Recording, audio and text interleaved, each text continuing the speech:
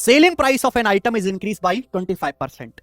Profit also increases from 20% to 30%. What is the percentage increase in cost price?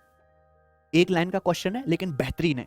अगर किसी वस्तु का selling price 25% बढ़ा दिया जाए तो प्रॉफिट भी उस पर 20% से बढ़ के 30% हो जाता है. कॉस्ट प्राइस कितना परसेंट इंक्रीज किया गया, यानी कि सीपी भी बढ़ा गया. ध्यान से सुनिएगा सब बच्चे. भाई प्रॉफिट पहले कितना था 20%, अब कितना है 30%. यहां लिख रहे हैं हम सीपी, ये हो गया आपका वस्तु पे कितना प्रॉफिट था 20%. यानी कि अगर वस्तु का क्रय मूल्य 100 रुपए तो सेलिंग प्राइस कितना है 120. कोई तकलीफ इसमें नहीं.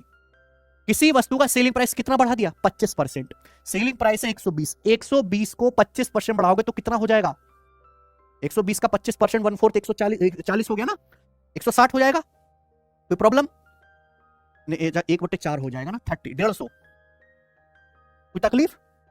तो सेलिंग प्राइस हो गया 150. प्रॉफिट भी 20% से बढ़ के कितना हो गया 30% हो गया. कॉस्ट प्राइस में कितने परसेंट की वृद्धि होगी? हमने कॉस्ट प्राइस भी बदल दिया है.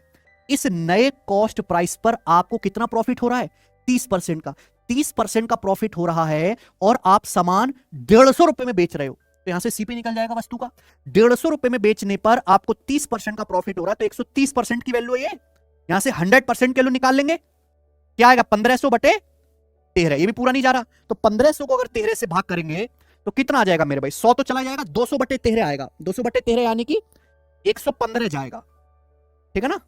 और बच जाएगा आपका 5 बटे 13 यानी कि 115.4 के करीब आएगा. ठीक है भाई. पहले 1300 को 13 से भाग किया 100 आया, फिर 200 को 13 से भाग करना है तो 195 13 से भाग हो जाएगा 15 बार, बचा 5 बटे 13, 5 बटे 13.4. ऐसे दिमाग लगाया करो, ठीक है भाई. यानी कि सीपी अगर पहले 100 था तो 100 से कितना हो गया 115.4. आप रेशियो भी ले सकते थे यहां पर, तो यानी कि कितना बढ़ गया क्रय मूल्य? लगभग 15.4% बढ़ गया है. और ये सवाल का आंसर भी हो जाएगा अप्रोक्स यहां पे डी ऑप्शन.